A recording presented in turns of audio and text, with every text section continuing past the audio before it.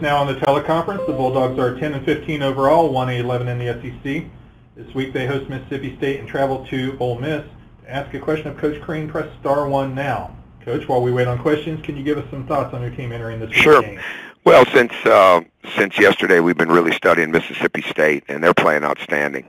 They really are. They have very few weaknesses. They can score inside. They can step outside and shoot. They have numerous guys that can break you down off the dribble and create for others. They bring the whole gamut. They cut, they shoot, they score, they post, and they defend really, really well. I have not coached against Ben Howland personally since we were both in the Sweet 16 back in 2003, and he was at Pittsburgh and I was at Marquette, and we had an incredible game in Minneapolis. But I've had a lot of respect for him for a very long time. I think he's one of the best coaches, not only in our league, but in all of college basketball. And we didn't practice yesterday, so we'll get back at it today with our team and get ready for a big battle on Wednesday night. Okay, our first question is from Rainer Saban of AL.com. Hi, Coach Crean. I heard a story about just kind of how your teams are covered in the SEC from a media perspective. And I was just wondering what your experience is like when you guys go on the road and whether local reporters follow you and such. Is that different from your time at Indiana and Marquette as well? Well, pretty much anything, with maybe the exception of Kentucky, is going to be different than Indiana.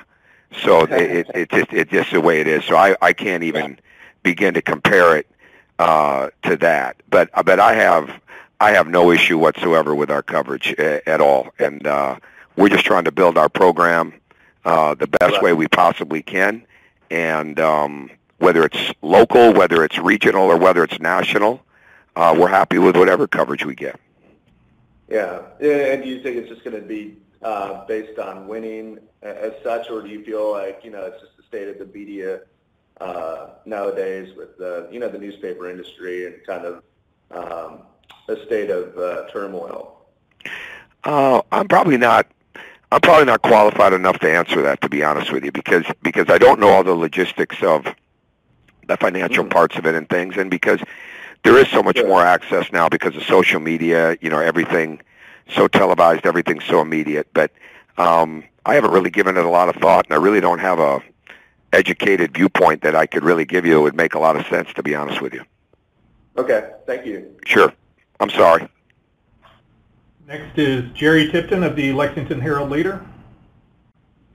Tom, I read where you said you were really happy with the effort your guys have been giving, and I know there's been times where you've struggled with shooting. What does that say to keep the effort going when the shots are not going in?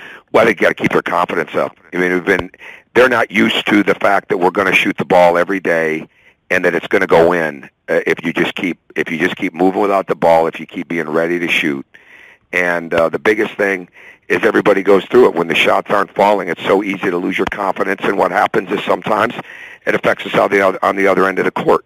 And that's the maturity process that every player and every team has got to go through to overcome, and we're just working at that at a very high rate. But we shoot the ball as much as anything we do in practice, and I think that's the most important thing. Whether they're going or whether they're not, you have to have the confidence that the next one is going to go. Thanks. Mm-hmm. Okay, Coach, thank you very much for your time this morning. Thank you.